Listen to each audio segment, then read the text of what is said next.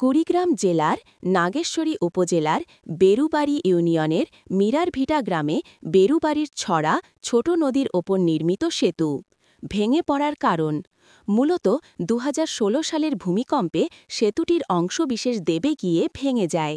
এর আগে শুষ্ক মৌসুমে ট্রাক্টরের ধাক্কায়ও এটি ক্ষতিগ্রস্ত হয়েছিল।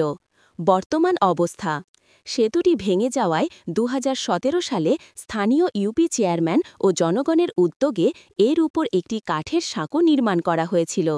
তবে দীর্ঘদিন সংস্কার না হওয়ায় সেই সাঁকোটিও ভেঙে গেছে এবং বর্তমানে এটি অত্যন্ত ঝুঁকিপূর্ণ বা মরণ ফাঁদে পরিণত হয়েছে।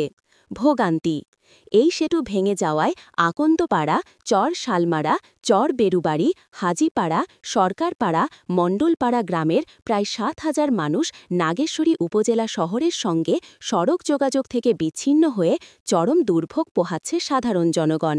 তথ্য।